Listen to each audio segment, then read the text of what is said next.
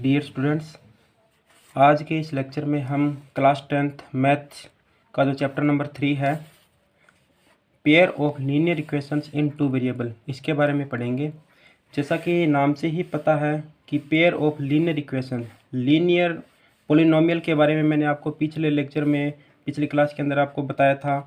और linear polynomial होता क्या है, जिसकी डिग्री 1 हो वो लीनियर पोलिनोमियल होता है।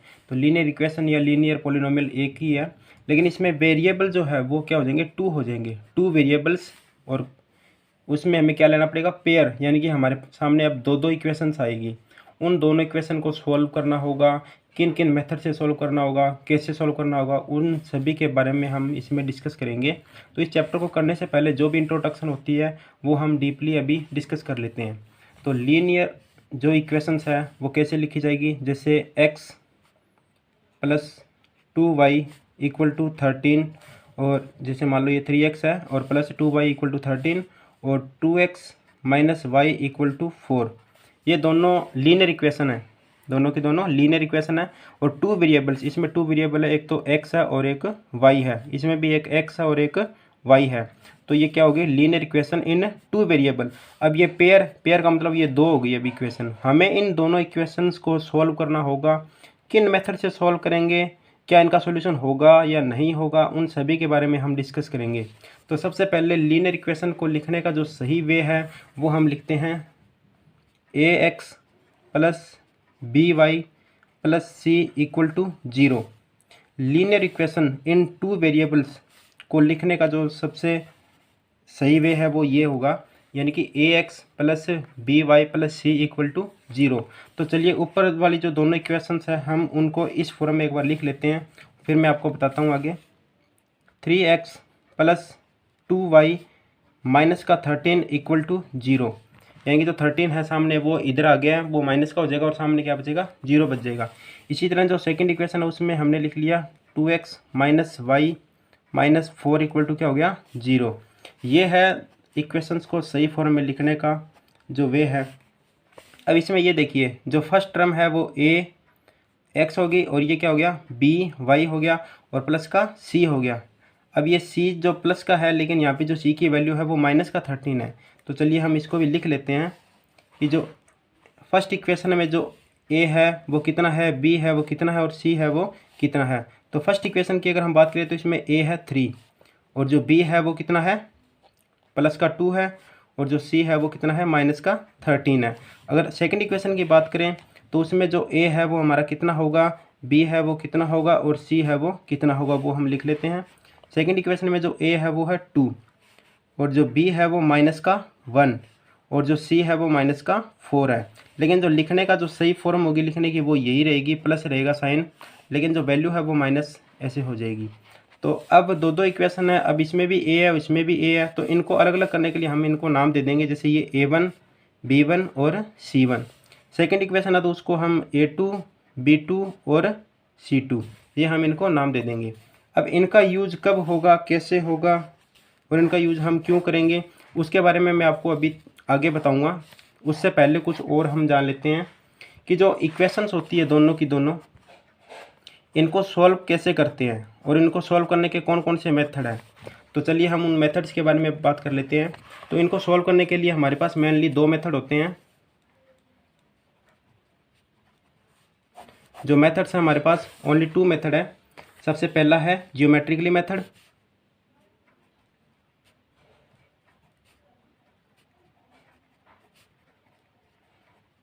और जो सेकंड है वो अलजेब्रिकली मेथड।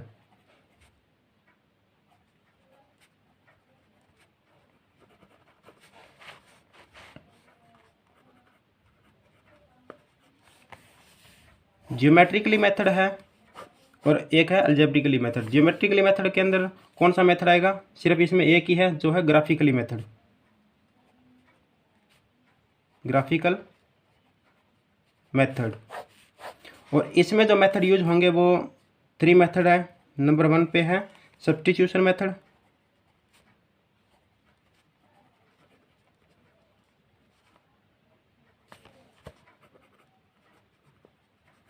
उसके बाद में है एलिमिनेशन मेथड,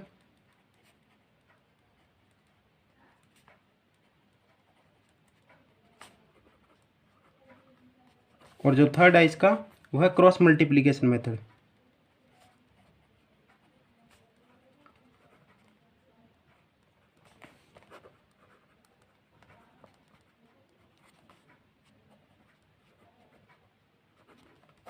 इन मेथड्स के बारे में हम अभी डीपली डिस्कस करेंगे कि जो ज्योमेट्रिकली मेथड है उसमें ग्राफिकल मेथड का यूज़ हम कैसे करेंगे, और जो अलजेब्रिकली मेथड है उनमें से जो ये तीनों हैं इनके बारे में हम डिस्कस अभी कर लेते हैं। तो सबसे पहले हम ग्राफिकल मेथड के बारे में बात करते हैं। ग्राफिकल मेथड, चलिए इसमें हम दो इक्वेशन लेते हैं। सपोज करो हमारे पास दो इक्वेशन है, x plus Y equal to 10 और x minus Y equal to 4।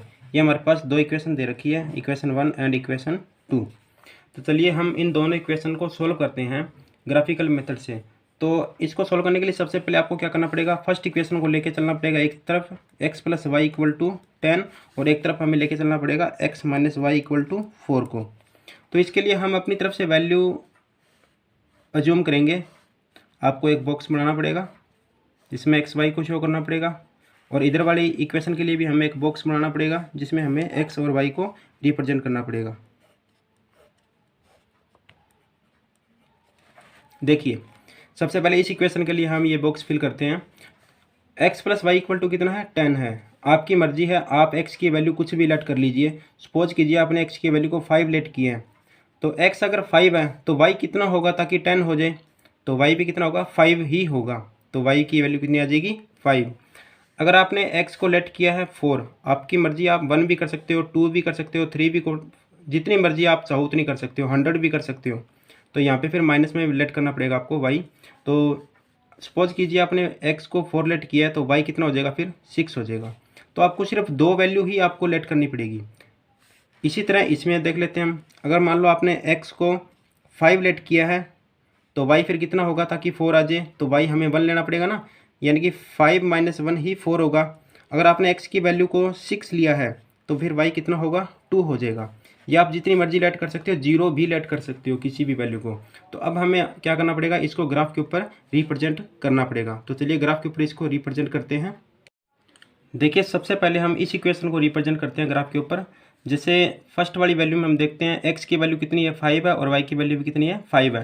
तो यहाँ पे देखिए ग्राफ के अंदर पॉजिटिव वैल्यू है दोनों, तो हम इस तरफ देखेंगे राइट हैंड की तरफ, ये x की वैल्यू 5 है और y की वैल्यू यहाँ पे कितनी है, 5 है। तो x और y को हम रिप्रेजेंट करेंगे, तो ये x को इसको हम आगे बढ़ा लेंगे और y को भी आगे बढ़ा लेंगे और x को भी आगे बढ़ा लेंगे। तो ये जो पॉइंट होगा वो हमारे पास यहाँ पे शो होगा। ये जो पॉइंट है ये हमारा x और y दोनों में 5 है, यानी कि 5,5। ये फर्स्ट पॉइंट हमारा यहाँ से आ गया है। उसके बाद में सेकंड पॉइंट है 4 और 6, x की वैल्यू 4 और y की वैल्यू 6। तो y की वैल्यू 6 तो ये रही और x की वैल्यू 4 यहाँ पे है, तो इसको भी हम मिला लेते हैं, यानी कि ये पॉइंट लगभग यहाँ मिलेगा। इसको हम रिप्रेजेंट कर देते हैं।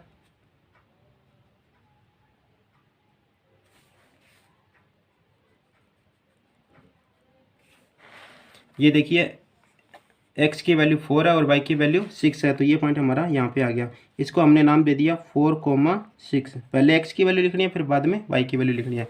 अब हमें क्या करना है, इन दोनों पॉइंट्स को ज्वाइन करना पड़ेगा। तो हम क्या कर लेते हैं, इन दोनों पॉइंट्स को ज्वाइन कर लेते हैं। आपको स्केल के द्वारा करना पड़ेगा और ग्राफ के ऊपर बनाना पड़ेगा।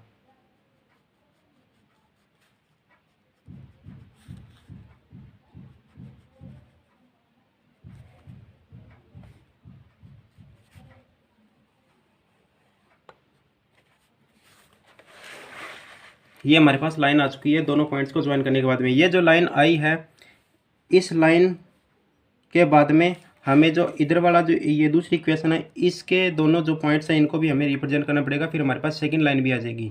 जो दोनों लाइनें जहाँ भी एक दूसरे को इंटरसेक्ट करेगी वहाँ पे हमारा सॉल्यूशन होगा। तो चलिए इसको भी हम रिप्रेजेंट कर लेते हैं। पहले है 5 और 1, x की वैल्यू 5 ये रही और y की वैल्यू 1 ये रही। तो इन दोनों का जहाँ भी इंटरसेक्शन होगा वो हमारा पॉइंट आ जाएगा x और y का 1 के ऊपर। ये है x की वैल्यू 5 और y की वैल्यू 1, तो ये पॉइंट आ गया एक तो हमारा। हम इनको इसे बड़ा कर देंगे बाद में।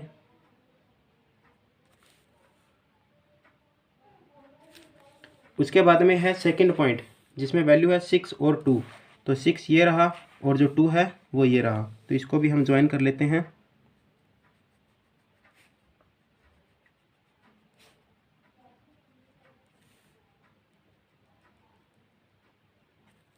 ये जो पॉइंट है वो है 6,2। अब हम क्या करेंगे, इन दोनों पॉइंट्स को मिला लेंगे। ये सेकंड इक्वेशन के पॉइंट है, इनको हम ज्वाइन करते हैं।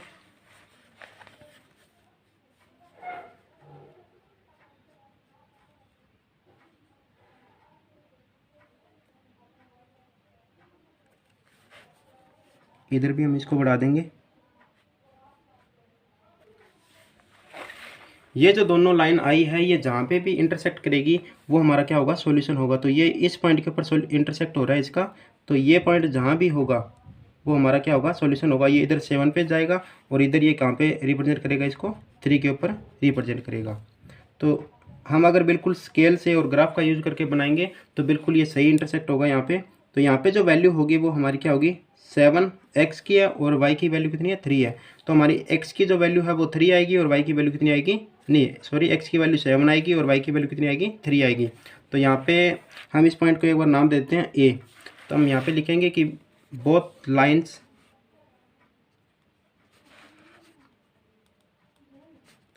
इंटरसेक्ट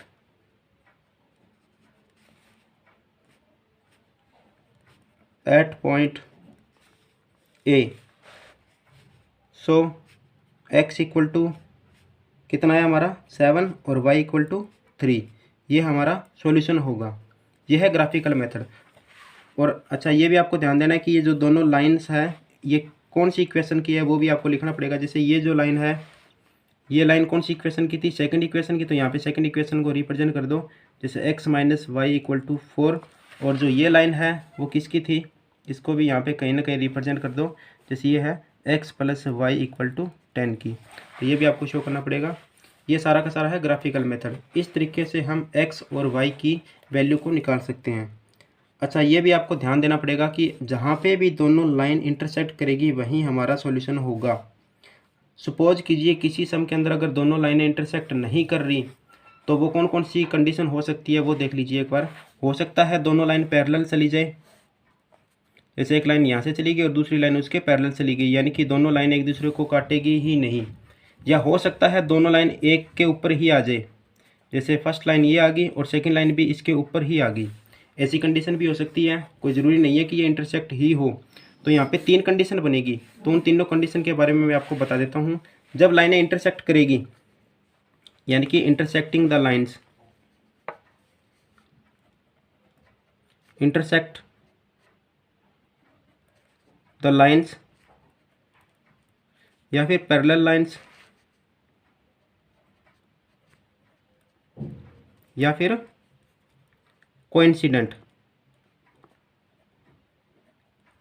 जब दोनों लाइनें एक दूसरे के ऊपर आएगी तो इसको बोलेंगे कोइंसिडेंट या फिर ओवरलैपिंग, या फिर ओवरलैपिंग।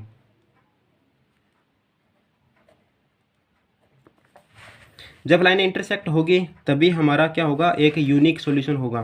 जैसे x की वैल्यू क्या है, 7 है और y की वैल्यू कितनी है, 3 है।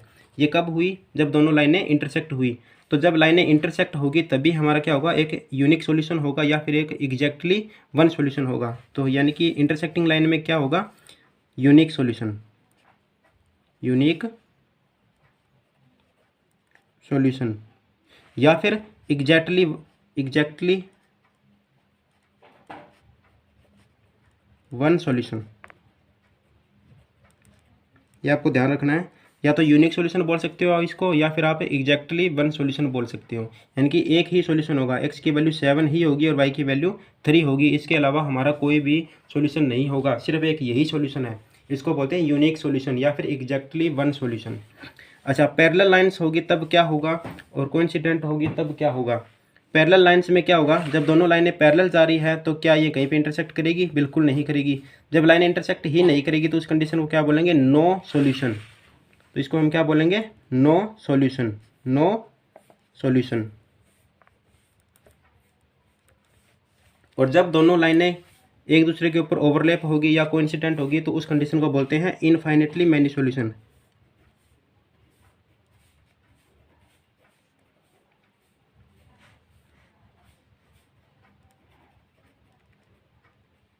आपको इन तीनों कंडीशन को ध्यान में रखना है। जब लाइनें इंटरसेक्ट होगी तो यूनिक सॉल्यूशन होगा, जब लाइन्स पैरेलल जाएगी तो नो सॉल्यूशन होगा, और जब लाइन कोइंसिडेंट होगी या फिर ओवरलैपिंग होगी तो इनफाइनेटली मैनी सॉल्यूशन होगा। तो इस कंडीशन को आपको ध्यान में रखना है। ये है बात ग्राफिकली की कि ग्राफिकली में कैसे सॉल्यूशन होगा, कैसे नहीं होगा। तो ग्राफ के अंदर आपको इन तीनों कंडीशन को ध्यान में रखना होगा। यही तीनों कंडीशन आगे अलजेब्रिकली के अंदर भी आएगी। उसमें हम ये ग्राफिकली बात तो इधर वाली है, यानी कि इंटरसेक्ट, पैरेलल लाइंस और कोइंसिडेंट। और जब हम इसी को अलजेब्रिकली वे में रिप्रेजेंट करें तो इसको बोलेंगे यूनिक सॉल्यूशन या फिर एग्जैक्टली वन सॉल्यूशन। ये ग्राफिकल वे में हम बोल रहे हैं। नो सॉल्यूशन ये किस वे में बोल रहे हैं हम? अलजेब्रिकली वे में। या फिर इनफाइनेटली मैनी सॉल्यूशन जो बोल रहे हैं हम, ये किस वे में बोल रहे हैं? अलजेब्रिकली वे में। और इसी बात को अगर हम ग्राफिकली वे में बोलेंगे तो बोलेंगे कोइंसिडेंट। अगर नो सॉल्यूशन वाली बात को अगर हम ग्राफिकली वे में बोलेंगे तो बोलेंगे पैरेलल लाइंस। अगर यूनिक सॉल्यूशन वाली बात को अगर हम ग्राफिकली वे में बोलेंगे तो बोलेंगे इंटरसेक्टिंग द लाइंस। तो अच्छा, अब आपको ये भी ध्यान रखना है कि जब सॉल्यूशन होगा, चाहे यूनिक हो और चाहे मैनी हो, इनफाइनेटली मैनी सॉल्यूशन, इन दोनों को हम बोलेंगे कंसिस्टेंट। इन दोनों को हम क्या बोलेंगे? कंसिस्टेंट। ये दोनों केस किसके हैं? कंसिस्टेंट। और जो नो सॉल्यूशन वाला केस है उसको बोलेंगे इनकंसिस्टेंट।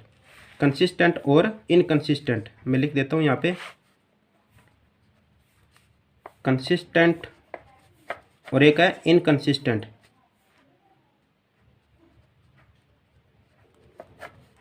कंसिस्टेंट में कौन से केस होंगे? जिसमें सॉल्यूशन होगा, चाहे यूनिक हो चाहे मैनी सॉल्यूशन हो।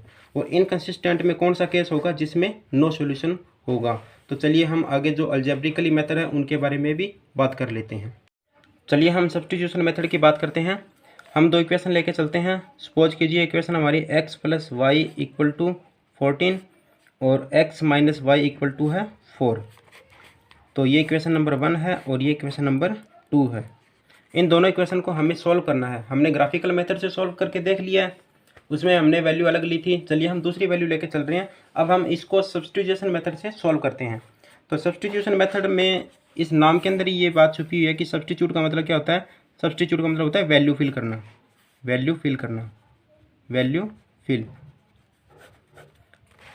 यानी कि हम क्या करेंगे, कोई भी इन दोनों में से एक इक्वेशन को आप लेके चलो। सपोज करो हमने फर्स्ट वाली इक्वेशन ली है, आप सेकंड को भी ले सकते हो। हमने एक बार हम लेके चलते हैं फर्स्ट वाली इक्वेशन। टेकिंग इक्वेशन फर्स्ट,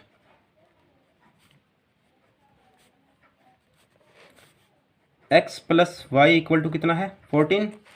तो हमें अब यहाँ से एक वेरिएबल की वैल्यू निकालनी है, चाहे आप x की निकाल लो चाहे आप y के निकाल लो। सपोज कर लो हमने x की वैल्यू निकालनी है, तो हम क्या लिख देंगे? x = 14 और ये y इधर आके क्या होगा? माइनस का हो जाएगा।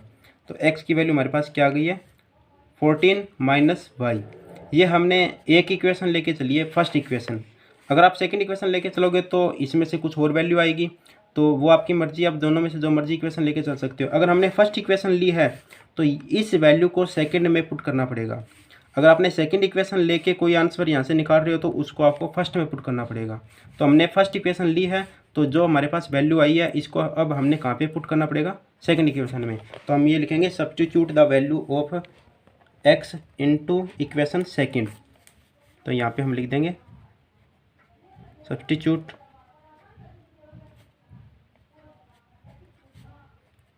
The value of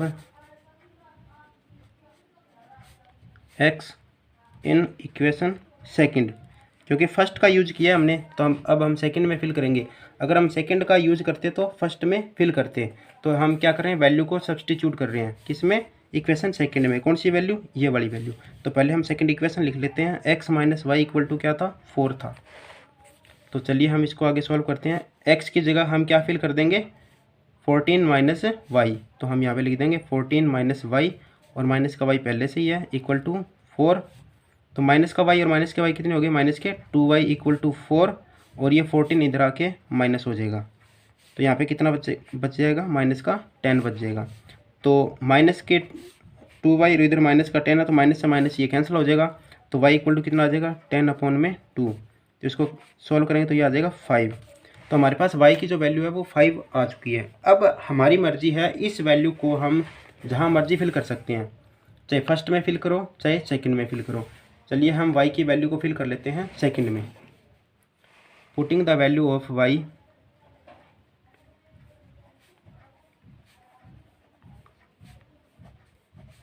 in equation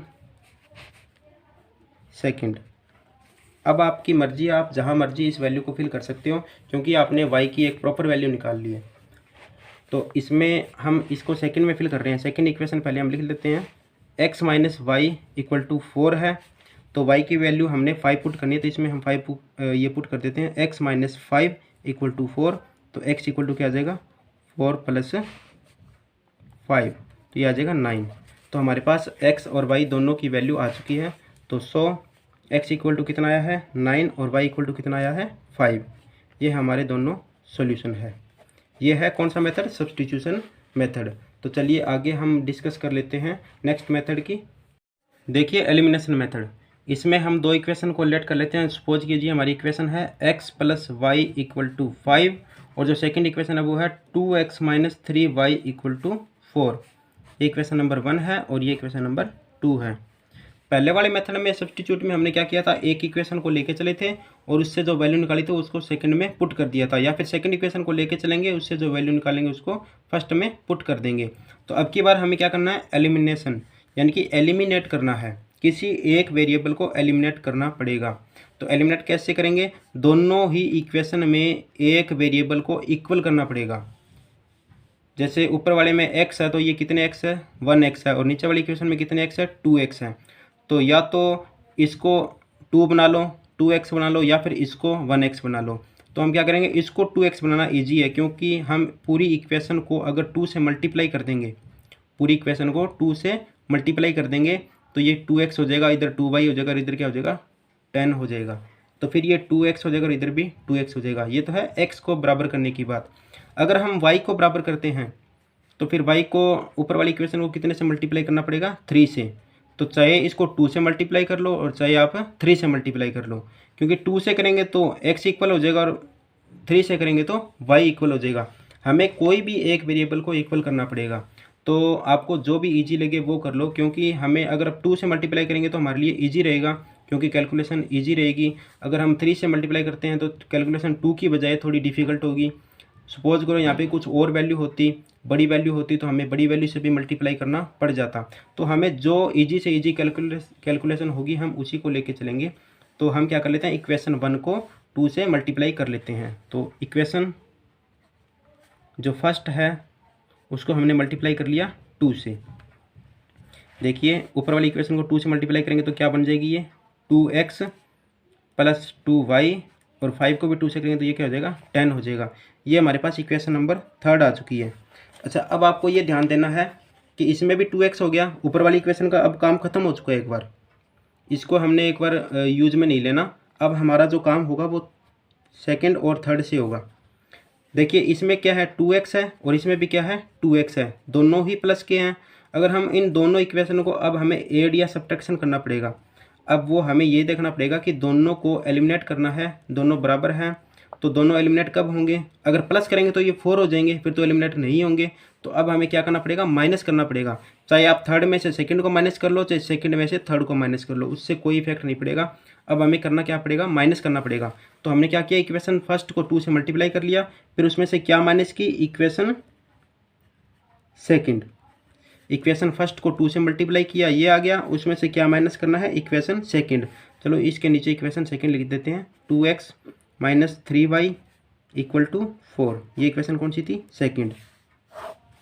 देखिए हमने वेरिएबल को पहले इक्वल किया है और फिर हमने प्लस या माइनस करना पड़ेगा। अगर प्लस करने की बात आती है तो हम यहाँ पे प्लस का निशान लिख देंगे, अगर माइनस करना पड़ेगा तो माइनस लिखेंगे। वो हमें देखना पड़ेगा कि दोनों वेरिएबल अगर सेम साइन के हैं, एक जैसे साइन के हैं, तो हमेशा माइनस होगा। अगर दोनों अपोजिट साइन के हैं, एक प्लस का है और एक माइनस का है, तो हमें क्या करना पड़ेगा, ओनली प्लस करना पड़ेगा। जैसे अगर हम 3 को इक्वल करते हैं तो हमें प्लस ही करना पड़ता, क्योंकि एक माइनस का और एक प्लस का है, तो ये ऑटोमेटिकली कैंसिल हो जाता। अब हम अगर माइनस करेंगे तो साइन चेंज होंगे, ये माइनस का होगा, ये प्लस का होगा, और ये क्या होगा, माइनस का होगा। अब देखिए 2x और माइनस का 2x ये कैंसिल हो गया, प्लस के 2y और प्लस के 3y कितने हो गए, 5y इक्वल में यहाँ पे कितना बचेगा, 10 में से 4 गया, 6 बच जाएगा। तो यहाँ पे सॉल्यूशन क्या आ जाएगा, y इक्वल टू 6/5।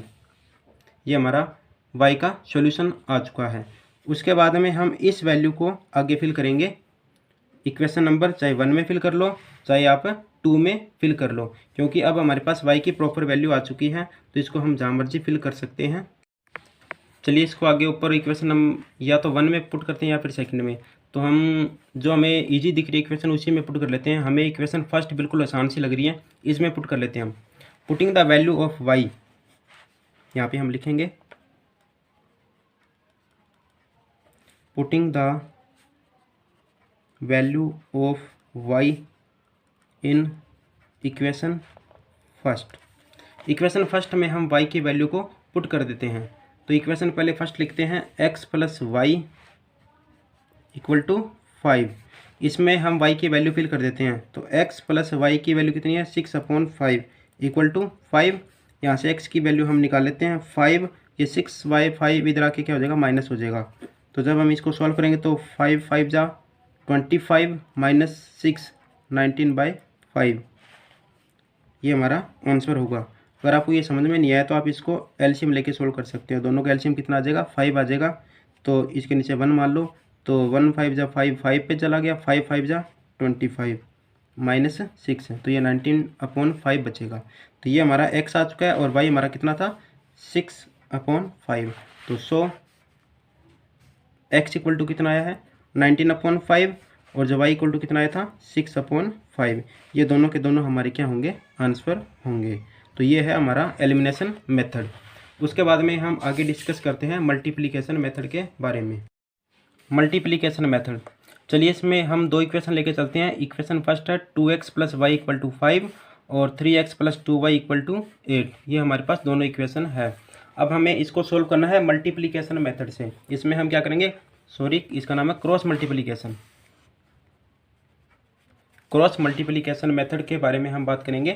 तो इसमें हम दोनों इक्वेशन को देखिए कैसे सोल्व करेंगे। सबसे पहले इसको हम बिल्कुल जो सही फॉर्म है उस फॉर्म में हम इसको लिखेंगे। फर्स्ट इक्वेशन को हम लिख देंगे 2x plus Y minus 5 equal to 0 और जो सेकंड इक्वेशन है उसको हम लिख देंगे 3x plus 2y minus 8 equal to 0। इसको सबसे पहले हम इस वे में लिखेंगे। अब यहाँ पे देखिए a1 हमारा कितना है और a2 कितना है वो हम लिख देंगे। a1 कितना है हमारे पास 2 है और a2 कितना है 3 है। b1 कितना है हमारे पास 1y है और b2 हमारे पास कितना है 2y है, तो यानी कि 2 है। हमें सिर्फ कांस्टेंट वैल्यू लेनी है। उसके बाद में c1 और c2, c1 हमारे पास कितना है यहाँ पे माइनस का 5 और जो c2 है वो हमारे पास कितना है माइनस का 8। अब हमें एक मेथड अडोप्ट करना पड़ेगा, वो देखिए थोड़ा सा। सबसे पहले आपको लिखना पड़ेगा x, उसके बाद में y, उसके बाद में 1। ये थोड़ा ध्यान से समझ लीजिए आप। x y 1, उसके बाद में BCA BCA, फिर उसके बाद में वापस BCAB। ये आपको इसी वे में लिखना पड़ेगा। ऊपर सबसे पहले x y 1, उसके बाद में BCAB, तो उसके नीचे फिर दोबारा BCAB लिख दो, BCAB। ऊपर वाली 1 है और नीचे वाली 2 है, तो B1 B2 C1 C2 A1 A2 B1 B2। दोबारा देख लीजिए, सबसे पहले x y फिर 1, फिर x से इधर से शुरू करना है हमने BCAB, इसी को लिखना है हमने। देखिए उसके बाद में करना क्या होगा, अब हम इसमें वैल्यू फिल कर लेते हैं। देखिए दोबारा हम लिख लेते हैं x y और 1। यहाँ पे B1 की वैल्यू क्या है और B2 की क्या है वो हम लिख लेते हैं 1 2। उसके बाद में C1 C2 कितना है -5 और -8 हो जाएगा। उसके बाद में A1 A2 कितना है 2 3 प्लस का ये। उसके बाद में फिर वापस B1 B2 है, तो वो है 1 और 2। अब हमें जैसे इस मेथड का नाम है क्रॉस मल्टीप्लिकेशन मेथड, तो उसी हिसाब से हम क्या करेंगे, इसमें क्रॉस मल्टीप्लाई करेंगे। यानी कि ऊपर से लगेंगे यहाँ से क्रॉस मल्टीप्लाई करने यहाँ तक, फिर यहाँ से यहाँ, यानी कि इसकी इसके साथ, इसकी इसके साथ होगी, फिर वापस वही इसकी इसके साथ होगी और इसकी इसके साथ होगी, फिर इसकी इसके साथ होगी और इसकी इसके साथ होगी। एक बार ध्यान से देख लीजिए इसको। सबसे पहले x के नीचे फिर y के नीचे और फिर 1 के नीचे। देखिए x के नीचे क्या लिखना पड़ेगा, इनकी मल्टीप्लाई माइनस में इनकी मल्टीप्लाई, हमेशा माइनस लगेगा, पहले इनकी मल्टीप्लाई फिर माइनस में इनकी मल्टीप्लाई। तो 1 8 जा यानी कि 1 इंटू माइनस का 8, ये तो आपको मल्टीप्लाई करनी पड़ेगी, फिर माइनस का साइन आपको लगाना ही पड़ेगा, फिर इन दोनों की मल्टीप्लाई यानी कि 2 इंटू माइनस का 5। इसी तरह इसमें पहले इन दोनों की मल्टीप्लाई यानी कि माइनस का 5 इंटू 3, फिर माइनस आपको लगाना ही पड़ेगा साइन, इधर इन दोनों की मल्टीप्लाई यानी कि माइनस का 8 इंटू 2। इसी तरह इधर हो जाएगा 2 इंटू 2 माइनस 3 इंटू 1। अगर माइनस का होगा तो उसको हम ब्रैकेट में लिख देंगे। तो चलिए इसको हम सॉल्व करते हैं। x के डिवाइड में अब मैं डायरेक्ट लिखूंगा, ये कितना आ जाएगा माइनस का 8 और इधर कितना आ जाएगा 2 5 जा 10, ये आएगा माइनस का 10 और माइनस के बाहर फिर और माइनस है तो ये प्लस का 10 हो जाएगा। उसके बाद में y के डिवाइड में 5 3 जा 15 माइनस का, और उसके बाद में 8 2 जा ये 16 हो गया माइनस का, और बाहर माइनस है तो प्लस का 16 हो गया। और इक्वल में ये क्या आ जाएगा 1 के डिवाइड में 2 2 जा 4 और माइनस 3 1 जा 3। तो चलिए इसको हम आगे सोल्व करते हैं। x के डिवाइड में यहाँ पे कितना आ गया 2 आ गया प्लस का, और यहाँ पे y के डिवाइड में कितना आ गया 1 आ गया प्लस का, और यहाँ पे 1 के डिवाइड में क्या आ गया 1 आ गया। अब हम क्या करेंगे, जो कांस्टेंट वाली वैल्यू है इन दोनों के सामने लिखेंगे, एक बार x वाली वैल्यू के सामने लिख देंगे और एक बार y वाली वैल्यू के सामने लिख देंगे इस वैल्यू को। तो चलिए हम लिख देते हैं x अपॉन में 2 के बराबर में भी 1/1 हो जाएगा, और y अपॉन में 1 के इक्वल भी 1/1 हो जाएगा। तो यहाँ से x की वैल्यू आ जाएगी हमारे पास, क्या आएगी वो देखिए, x equal to cross multiply कर दो 2 आ गया, और यहाँ से y इक्वल टू कितना आ जाएगा 1 आ जाएगा। तो ये हमारी सॉल्यूशन है। सो x इक्वल में 2 और y इक्वल टू 1, ये हमारे पास दोनों के दोनों सॉल्यूशन है। तो चलिए हम आगे, अब जो हमने अभी पीछे पढ़ा था कोइंसिडेंट और ओवरलैपिंग, या फिर जो भी हमने अलजेब्रिकली मेथड और ग्राफिकली मेथड के बारे में बात की थी, उसके बारे में हम थोड़ा सा डिस्कस और कर लेते हैं एक बारी, जैसे नो सॉल्यूशन वगैरह जो अभी मैंने आपको बताया था। देखिए सबसे पहले मैंने आपको बताया था इंटरसेक्टिंग लाइन।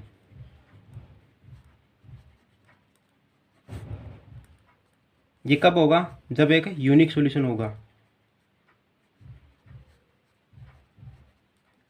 यानी कि ग्राफिकली की बात करें तो इंटरसेक्टिंग लाइन होगा, और अलजेब्रिकली की बात करें तो यूनिक सॉल्यूशन होगा, या फिर एग्जैक्टली वन सॉल्यूशन, या फिर एग्जैक्टली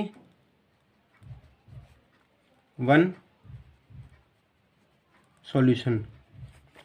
अच्छा, दूसरा मैंने आपको बताया था पैरेलल लाइंस,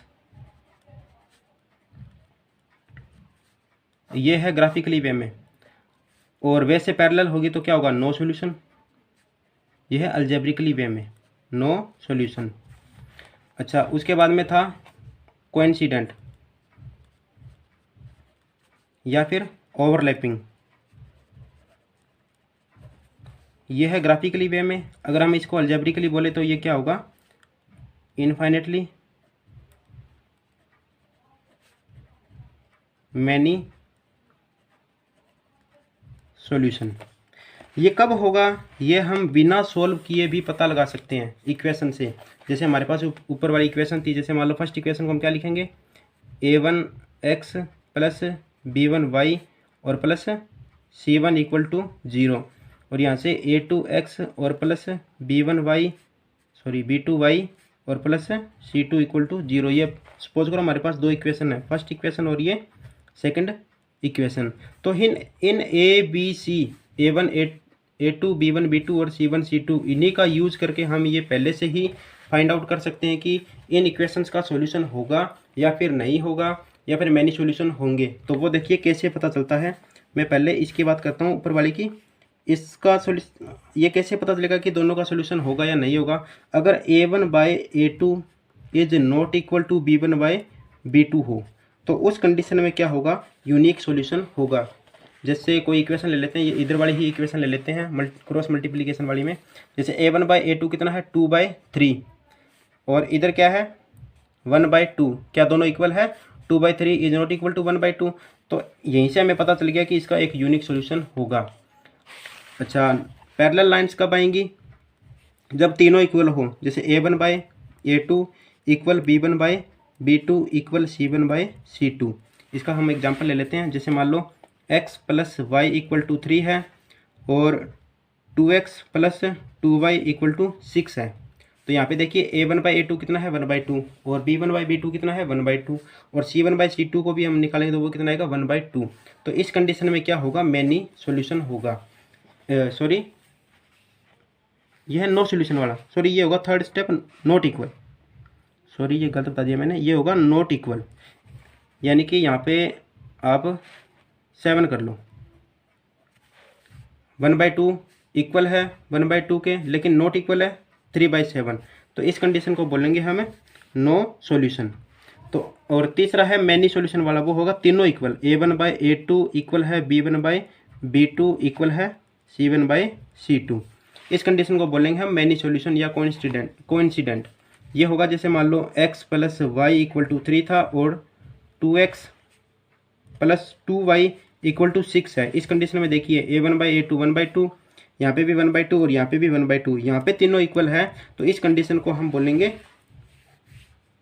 मैनी सॉल्यूशन। अगर यहाँ पे एक भी वैल्यू अलग हो जाती है लास्ट वाली, तो उस कंडीशन को हम बोलेंगे नो सॉल्यूशन। और मैंने आपको ये भी बताया था कि नो सॉल्यूशन वाले केस को बोलते हैं coincident, sorry inconsistent. No solution वाले केस को हम क्या बोलेंगे, इनकंसिस्टेंट। और इस कंडीशन को और ऊपर वाली कंडीशन को हम बोलेंगे कंसिस्टेंट। इन दोनों को हम क्या बोलेंगे, कंसिस्टेंट। अगर आपसे ये पूछा जाए कि क्या सॉल्यूशन कंसिस्टेंट है या नहीं है, तो कंसिस्टेंट कब होगा, जब या तो मैनी सॉल्यूशन होगा या फिर यूनिक सॉल्यूशन होगा। तो किसका सॉल्यूशन इनकंसिस्टेंट होगा, जिसका नो सॉल्यूशन होगा उसका क्या होगा, इनकंसिस्टेंट। तो इसको हम क्या लिखेंगे, कंसिस्टेंट।